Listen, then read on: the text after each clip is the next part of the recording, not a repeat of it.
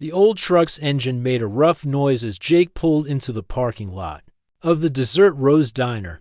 It was almost midnight, and the neon sign flickered against the dark Nevada sky. He had been driving for 12 hours straight, moving his stuff from his old apartment in California to his new place in Colorado. At 52, Jake was tired of big city life and ready for something quieter.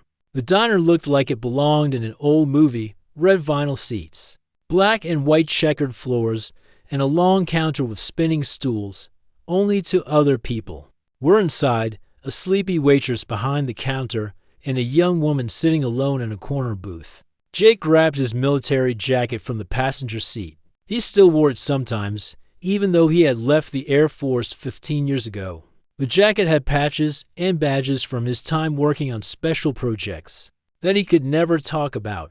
Most people just saw an old soldier's jacket, but to Jake, each patch told a story he had to keep secret.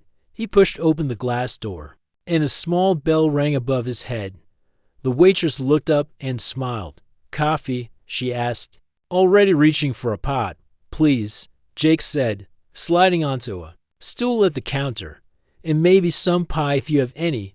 As he settled in, he noticed the young woman in the corner booth. She looked maybe 25, with very pale skin and the biggest, most unusual eyes he had ever seen.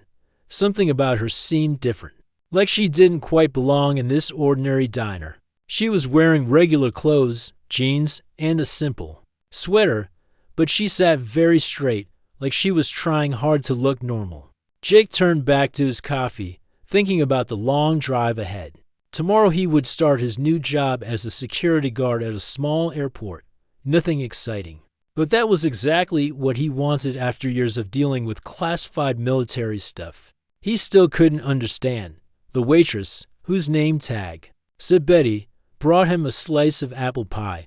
"You driving through?" she asked. "Moving to Colorado," Jake replied. "Been on the road all day." "Well, you picked a good night to stop. Usually gets pretty crazy around here with all the tourist traffic. But tonight it's nice and quiet." Jake took a bite of pie and noticed the young woman in the corner was staring at him.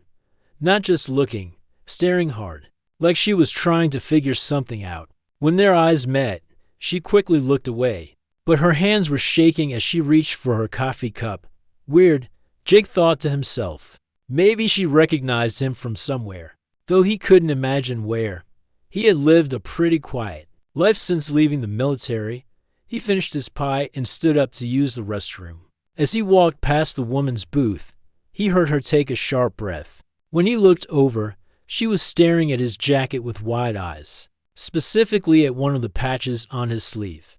The patch was triangular with strange geometric patterns inside it. Jake had never really understood what it meant. His commanding officer had just told him it was from a special unit he had worked with for a few months back in the early 2000s. The work had been so classified that most of his memories from that time were fuzzy, like trying to remember a dream dot. When Jake came back from the restroom, the young woman was standing next to his stool at the counter.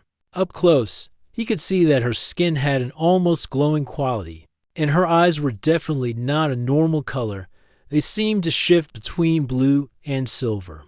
"Excuse me," she said, and her voice was soft but had an odd rhythm to it, like she was thinking carefully about each word. "That symbol on your jacket. May I ask where you got it?" Jake looked down at the triangular patch. "Oh, this? It's from my military days. Some special project I worked on." "Why do you ask?" The woman's face went completely white. She looked around the diner nervously, then back at the patch. Her whole body started trembling. "This can't be happening," she whispered to herself. Then, before Jake could react, she dropped down on one knee right there in the middle of the diner. "Hey, what are you doing?" Jake asked, completely confused and embarrassed. Betty the waitress looked over with concern. The woman looked up at him with tears in her strange eyes. "This symbol," she said, pointing at his patch with a shaking finger. "You are the one." "The one what, lady? Please get up. People are staring." But she stayed on her knee, looking at him like he was the most important person in the world. "I have been searching for someone with this mark for 3 years. My whole life. I was told that one day I would find the person who carries this symbol. And here you are, in a random diner in the middle of nowhere." Jake helped her to her feet. Feeling awkward and confused, "Look, I think you have me mixed up with someone else. I'm nobody special. Just a guy trying to get to Colorado." The woman shook her head. "No, you don't understand. That symbol, it's not from your world." "What do you mean, not from my world?" "It's a military patch." She looked around again, making sure no one else could hear. "Can we sit down, please? I know this sounds crazy, but I need to tell you something that will change everything you think you know about your life." Jake looked at Betty, who was pretending to clean glasses, but was obviously listening to every word. He looked back at the strange young woman with her glowing skin and impossible eyes. "Fine," he said, "but you have exactly 5 minutes to explain yourself before I get back in my truck and drive away." They sat down in her booth, and she leaned across the table. "My name is Luna," she said. "And that symbol you're wearing? It's not just a military patch. It's a beacon, a marker. It identifies you as someone who was chosen a long time ago for something very important." Jake stared at her. "Chosen for what?" Luna looked directly into his eyes. "To help save both of our worlds." The diner suddenly felt very quiet. Even the hum of the refrigerator behind the counter seemed to stop. Jake looked at the patch on his jacket, then back at this strange woman who claimed his life was about to change completely. Outside, the dessert wind picked up, making the neon sign swing back and forth. In the distance, Jake could have sworn he saw lights moving across the sky in a pattern that didn't look like any airplane he had ever seen. "You have 5 minutes," he said quietly. "Start talking." Luna took a deep breath and looked around the diner one more time.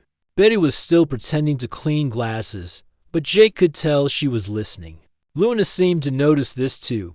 "Not here." Luna whispered, "Too many ears. Do you have a room nearby?" Jake hesitated. This whole situation felt crazy, but something deep inside him wanted to hear what she had to say. "Yeah, I got a room at the motel across the street, but I'm not sure about this, please," Luna said, and her strange eyes seemed to glow brighter. "What I have to tell you will sound impossible, but you need to hear it. Your life depends on it. Maybe everyone's life depends on it." Jake left money on the counter for his coffee and pie. Betty gave him a worried look. "You be careful now," she said quietly. "I will," Jake replied, though he wasn't sure what he was being careful about. They walked across the empty parking lot to the Sunset Motel. Jake's room was small and basic. One bed, a small table, an ATV that probably hadn't worked since the 1990s. Luna sat on the chair while Jake sat on the edge of the bed, keeping his distance. "All right," Jake said. "Talk." Luna stared at the triangular patch on his jacket. "That symbol has been part of my life since I was a little girl. My grandmother showed it to me in old books, carved it into stones, drew it in the sand. She told me that one day I would find the person who carries this mark, and when I did, everything would change." "Your grandmother sounds like she had quite an imagination," Jake said. "She wasn't human," Luna said simply. Jake blinked. "Come again?" "My grandmother came from somewhere else, not another country, another world.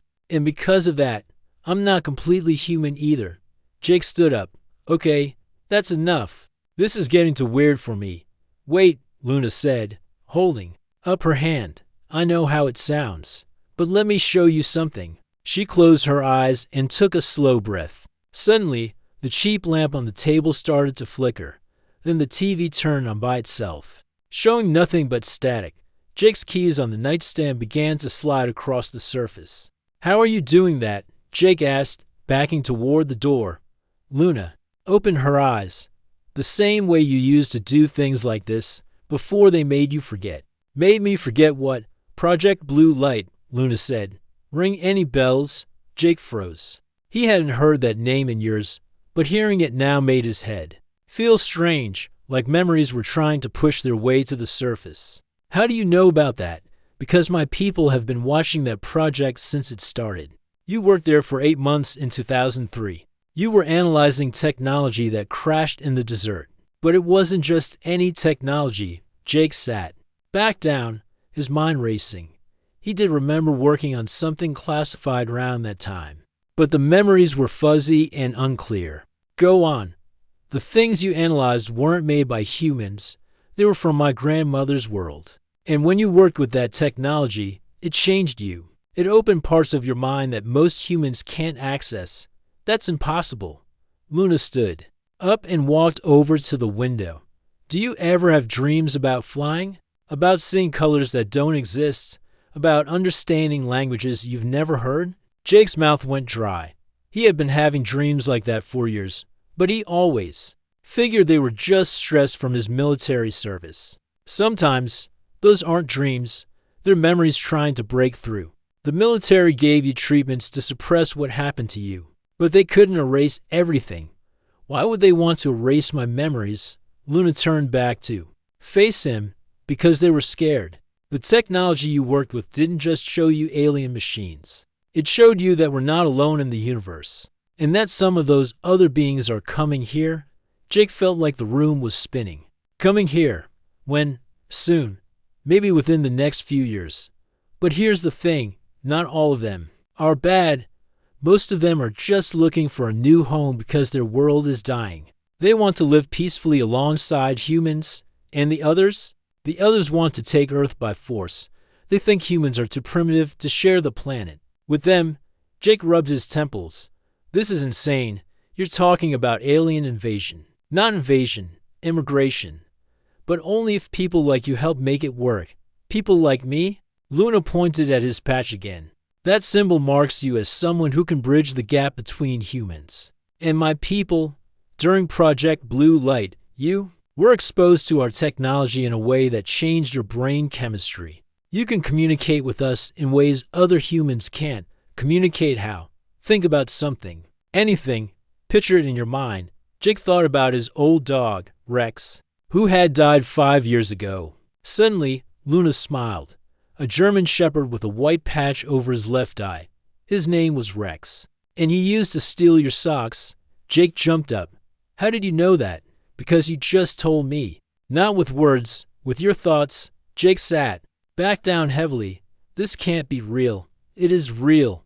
And there are others like you. People who worked on similar projects, who were exposed to our technology, who carry the same mark you do. We've been looking for all of you. Why? Because we need humans who can help us when the others arrive. People who can explain to your leaders that we're not all the same.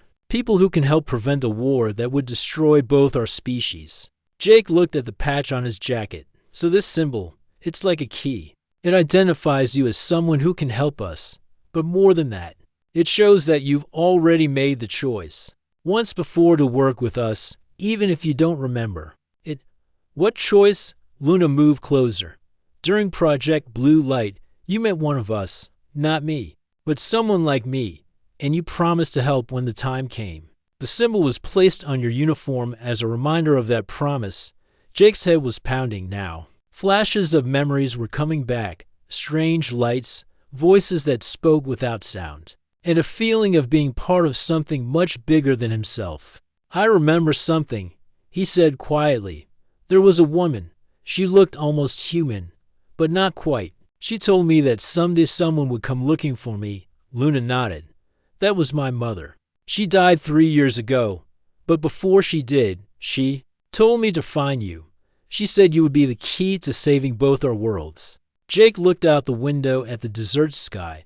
The strange lights he had seen earlier were back, moving in patterns that definitely weren't airplanes. Those lights, he said, they're watching us, waiting to see what you decide. Decide what? Luna sat down across from him. Whether you want to remember who you really are, or if you want to keep living as just another human who doesn't know how special he is. Jake stared at the patch on his jacket, feeling like his entire life had been leading to this moment in a cheap motel room with a woman who claimed to be part alien. What happens if I say yes? Luna looked at Jake for a long moment before answering his question. If you say yes, everything changes. Your quiet retirement, your simple life in Colorado, all of that goes away. But you get something back that was taken from you. What's that? Your true purpose. The reason you were born. Jake stood up and walked to the window. The strange lights were still moving across the desert sky. And if I say no, then I use a device to make you forget this conversation ever happened. You wake up tomorrow, thinking you just had a weird dream. You drive to Colorado, get your security job, and live a normal life until the day you die. That doesn't sound so bad, except that without you, a lot of innocent people are going to die. On both sides. Jake turned back to her. How many people are we talking about? Luna's face was serious. Maybe millions. Maybe everyone.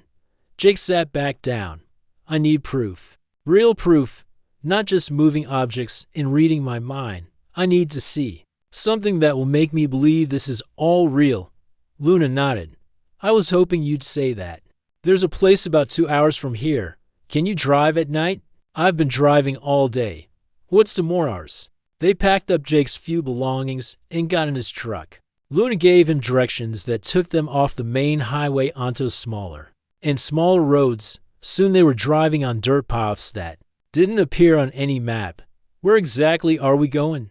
Jake asked as his truck bounced over rocks and holes.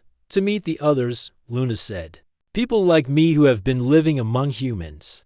Their whole lives, waiting for this day. How many? Others? In this area, about 12.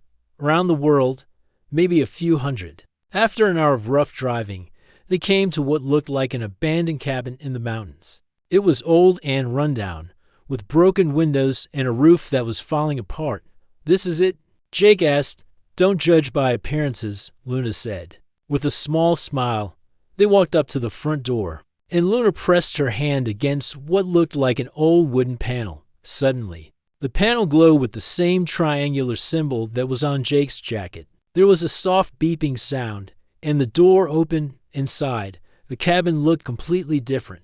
The walls were covered with smooth metal panels that gave off a soft blue light. Computer screens showed maps and charts that Jake didn't recognize. The furniture looked like it belonged in a science fiction movie. Welcome to the real world, Luna said. A man about Jake's age came out from behind one of the computer screens. He looked normal except for his eyes, which had the same strange color as Luna's. This is River, Luna said. He's been coordinating our activities in this region for the past 10 years. River shook Jake's hand. I can't believe we finally found you. We've been searching for someone with your specific symbol for years. How many people have this symbol? Jake asked. Only 12 in the entire world, River replied. You're number 9. They walked deeper into the facility, and Jake saw that it was much larger than it appeared from outside. There were multiple rooms filled with technology he couldn't begin to understand.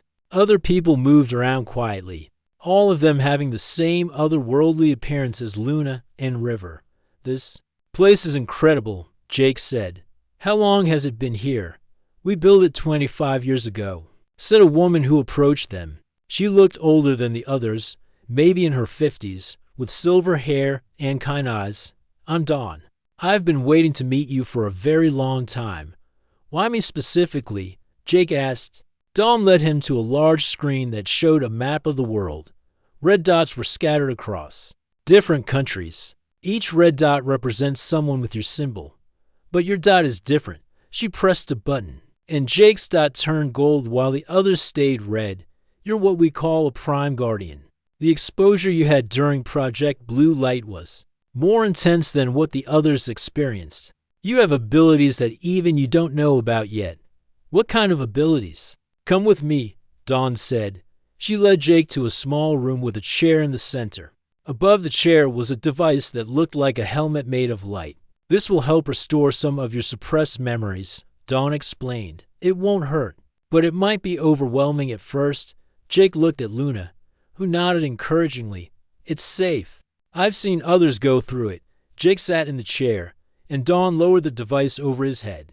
Immediately, his mind was flooded with images and memories that had been locked away for 20 years. He remembered working in an underground facility much like this one. He remembered meeting beings that looked human but weren't quite right. He remembered touching technology that responded to his thoughts rather than his hands. Most importantly, he remembered making a promise. I promise to help, Jake said when the device was lifted from his head. I told them I would be ready when they needed me. And now they need you, Dawn said. The peaceful ones are arriving within the next few months, but the hostile ones are already here. Already here, River pulled up images on the main screen. They've been infiltrating human governments and corporations for the past 5 years. They're in positions of power, making decisions that will make it easier for them to take control when the time comes. How can you tell who's who? The hostile ones can disguise themselves perfectly as human, Luna explained, but we can sense them, and now that your abilities are coming back, you'll be able to sense them too. Jake felt something stirring in his mind, like a new sense awakening. I can feel something. It's like I know when someone isn't completely human. That's just the beginning, Dawn said. Over the next few days, you'll remember more. You'll be able to do things that will seem impossible. Like what? Dawn held up her hand, and suddenly Jake could hear her voice in his mind without her moving her lips. Like this. All of us can communicate this way. It's how we coordinate our activities without the hostile ones detecting us. Jake concentrated, and to his amazement, he was able to respond the same way. This is incredible. There's more. River said, we can show you the ships. They went to another room with a large window that looked out over the desert. River pressed a button, and suddenly the night sky was filled with lights. Not the random moving lights Jake had seen before, but organized formations of craft that were clearly not from Earth, the peaceful ones. Dawn explained, they've been waiting in orbit for us to find all the Prime Guardians. Now that we have you, we can begin the final preparations. Preparations for what? First contact, Luna said. In 2 weeks, the peaceful faction will reveal themselves to the world. But they need the Prime Guardians to help explain to humanity that not all visitors are the same. Jake stared out at the ships in the sky. And if we can't convince people, then the hostile ones will use the chaos and fear to take control, River said. They're counting on humans to panic and fight among themselves. Jake turned back to the group. What do I need to do? Dawn smiled. First, you need to remember everything. Then you need to help us identify and stop the hostile ones before they can sabotage the peaceful contact. How much time do we have? 14 days, Luna said. 14 days to save 2 worlds. Jake looked at the patch on his jacket, then back at the ships in the sky. His quiet retirement had just become the most important job in human history. Then we better get started, he said.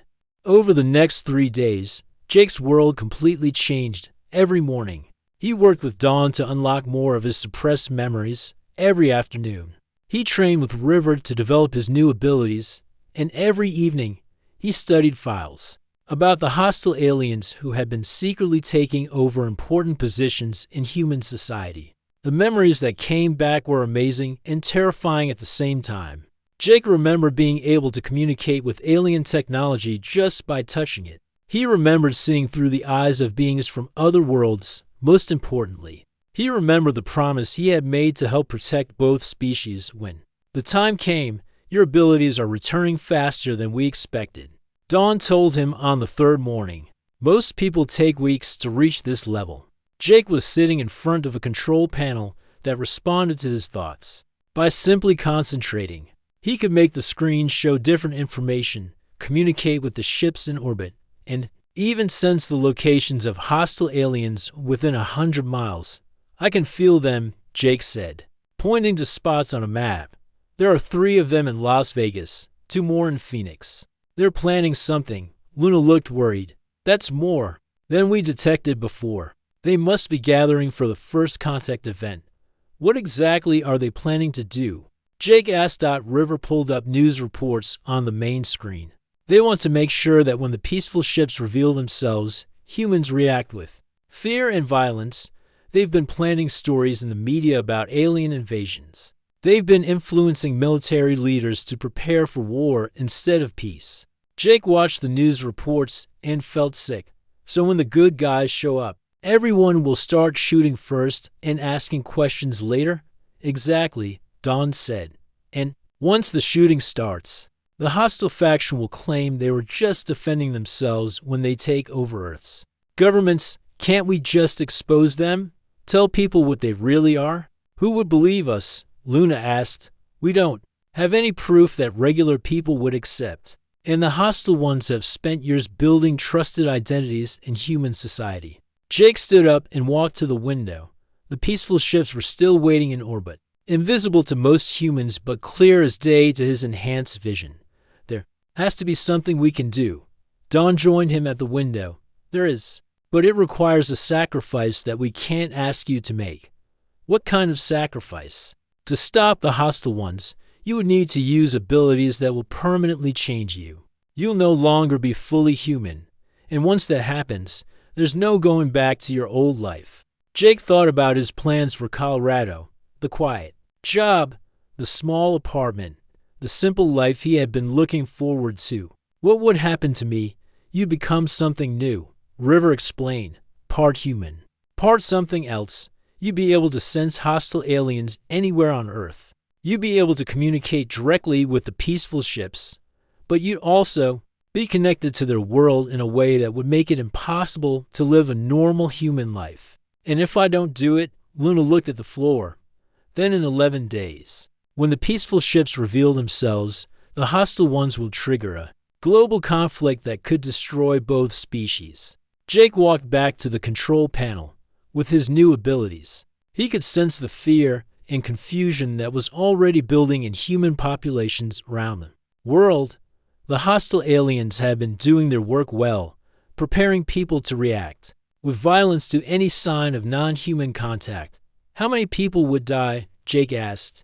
Millions in the first few days, Dawn said quietly. Maybe billions within a year. Jake closed his eyes and reached out with his enhanced senses. He could feel the presence of every hostile alien on the continent. They were organized, prepared, and confident that their plan would work. But he could also feel something else. The peaceful aliens in orbit, desperately hoping that someone would help them prevent the coming war.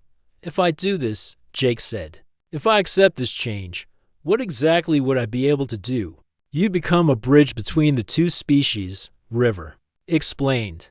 You'd be able to identify every hostile alien on Earth and broadcast their locations to resistance groups around the world. You'd be able to communicate directly with world leaders through the peaceful aliens' technology. Most importantly, you'd be able to prove to humanity that not all aliens are the same. But I'd never be able to go back to being just Jake, the retired Air Force guy. No, Dawn said, you'd become something more. But you'd also lose something that can never be replaced. Jake thought about his old life. It hadn't been much, a small apartment, a few friends. Simple pleasures like watching football and reading mystery novels. But it had been his. And it had been peaceful. He thought about the alternative. Millions of people dead because he wasn't brave enough to give up his quiet retirement. I need some time to think, Jake said. Luna nodded. We understand. This is the biggest decision anyone could ever make. Jake spent the rest of that day walking alone in the desert around the facility. He used his enhanced senses to scan the horizon, feeling the presence of both friendly and hostile forces gathering for the coming confrontation. As the sun set, he found himself thinking about his old dog Rex. Rex had been a military dog before. Jake adopted him. The dog had given up his simple life as a pet to serve something bigger than himself. When Rex died, Jake had thought he was the bravest animal he'd ever known. That night, Jake had dreams about his time at Project Blue Light. In the dreams, he saw the peaceful aliens as they really were, not conquerors or invaders, but refugees looking for a new home. They had lost their own world to the same hostile faction that was now threatening Earth. He also dreamed about the promise he had made 20 years ago, a promise to help when the time came, no matter what it cost him personally. When Jake woke up the next morning, his decision was clear. He found Luna, River, and Dawn waiting for him in the main control room. They looked at his face and immediately knew what he had decided. Are you sure? Dawn asked. Jake looked at the patch on his jacket. One more time. I made a promise 20 years ago. It's time to keep it. Once we start the process, there's no changing your mind, River warned. I understand. Luna stepped forward. Jake, I want you to know that what you're doing, it's the bravest thing anyone has ever done. You're giving up everything you are to save two worlds, Jake smiled at her. My grandmother used to say that we're not put on this earth just to take care of ourselves. Sometimes we have to take care of everyone else too. Dawn activated the transformation chamber. Are you ready? Jake took a deep breath and looked out the window one last time. At the peaceful ships waiting in orbit in 10 days. Those ships would reveal themselves to humanity. Whether that revelation led to peace or war depended entirely on what happened. In the next few hours, I'm ready, Jake said, and stepped into the chamber that would change him forever.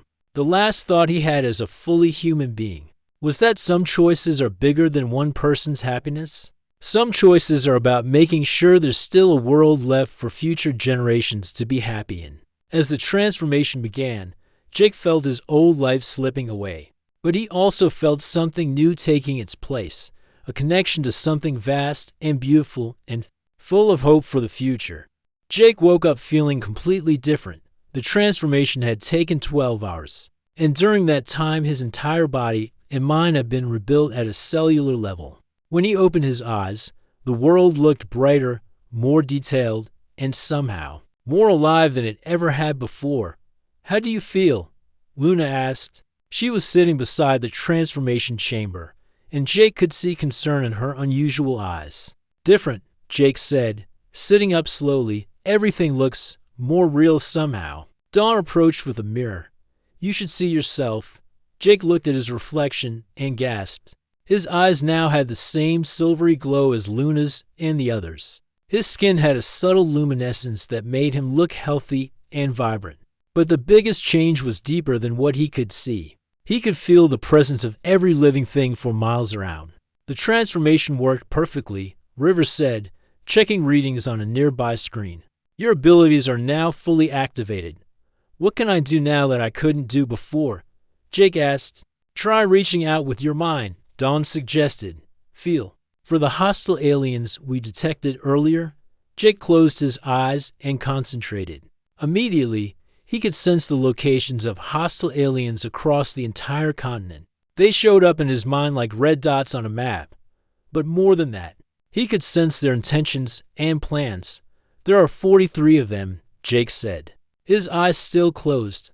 They're coordinating through some kind of network, and they're planning to strike in exactly 8 days, right before the peaceful ships reveal themselves. What kind of strike? Luna asked. Jake opened his eyes, and they were glowing brighter now. They're going to attack major cities around the world and make it look like the peaceful aliens did it.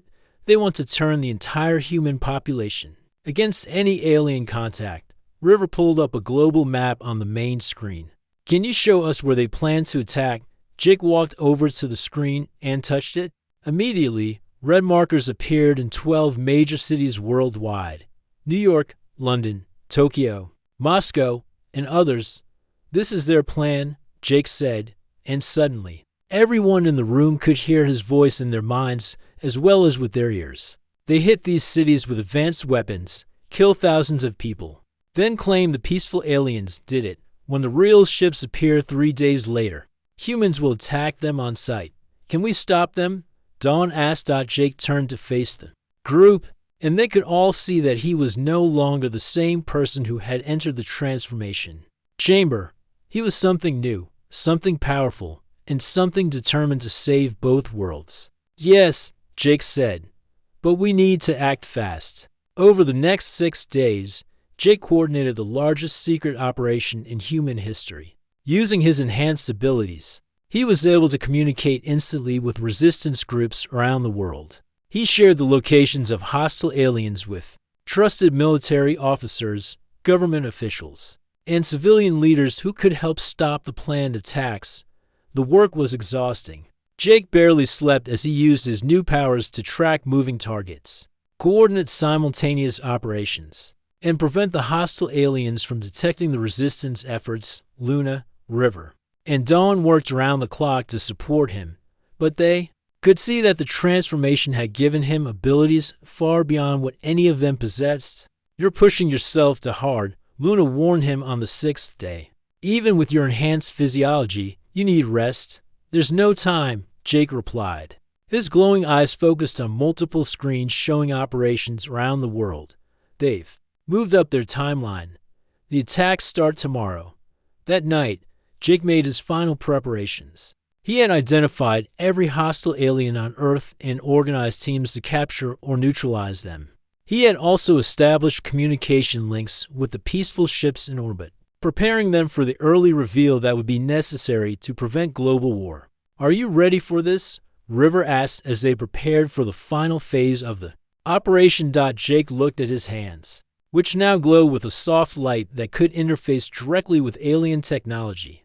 "I think I was born ready for this. I just didn't know it until now." The operation began at dawn. Round the world, resistance teams simultaneously moved against hostile alien positions. Jake coordinated everything from the facility.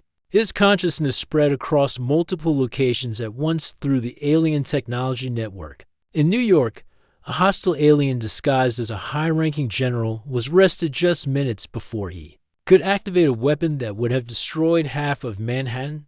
In London, another hostile alien working as a government advisor was stopped while trying to launch missiles at the peaceful ships in orbit. Similar scenarios played out in every major city. "We got them," River announced as reports came in from around the world. 41 of the 43 hostiles are in custody. "Where are the other two?" Jake asked.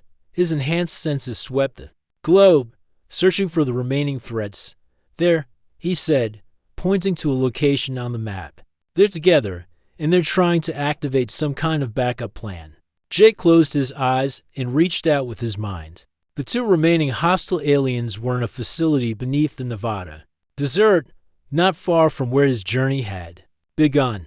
They were preparing to broadcast a signal that would make all humans violently aggressive toward any non-human contact. "I have to stop them personally," Jake said. "It's too dangerous." Luna protested.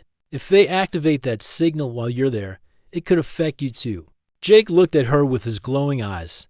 "I'm not fully human anymore, remember? I can resist their influence."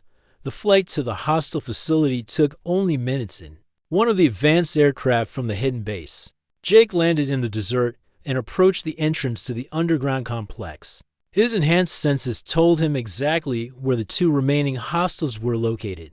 The facility was similar to the one where Jake had been transformed, but it felt wrong somehow, cold and hostile instead of welcoming. Jake walked through the corridors, using his abilities to disable security systems and unlock doors. He found the two hostile aliens in a control room, frantically working to activate their backup plan. When they saw him, they stopped what they were doing and stared. "Impossible," one of them said. "Humans cannot achieve that level of transformation." "I'm not just human anymore," Jake replied. "And your war ends now." The hostile aliens tried to fight, but Jake's new abilities were far beyond what they expected. He was able to neutralize both of them without violence, simply by using his enhanced consciousness to override their technological systems and render them unconscious. With the last of the hostile aliens defeated, Jake sent a signal to the peaceful ships in orbit. "It's safe," he communicated. "You can reveal yourselves." 3 days later, the world watched in amazement as magnificent ships descended from the sky and landed in peaceful formations around the globe. The aliens who emerged were beautiful and clearly non-threatening. They carried messages of friendship and offers to share technology that could solve many of Earth's problems. Jake stood with Luna, River, and Dawn as they watched the first formal meeting between human and alien leaders on live television. The world had been prepared for this moment through careful coordination between the resistance groups and trusted media outlets. "We did it," Luna said, taking Jake's hand. "We actually prevented a war." Jake smiled, but his glowing eyes were looking beyond the immediate celebration. "This is just the beginning. Now comes the hard part, learning to live together." "Any regrets?" River asked. "About giving up your old life?" Jake thought about the quiet retirement he had planned, the simple life he would never have.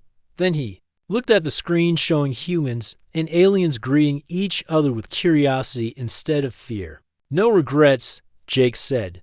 "Some things are more important than one person's happiness." Over the following months, Jake became the primary liaison between humans and the peaceful aliens. His transformation had made him uniquely qualified to understand both species and help them work together. The aliens shared technology that could clean Earth's environment, cure diseases, and explore the stars. In return, humans offered the aliens a new home and the chance to rebuild their civilization.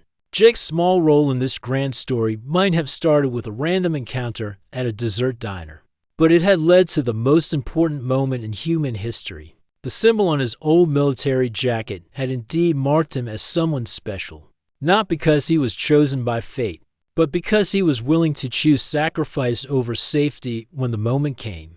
As he stood watching the first joint human-alien research facility being built, Jake realized that sometimes the biggest adventures begin when we're least expecting them. And sometimes, being ordinary is just preparation for becoming exactly what the world needs you to be.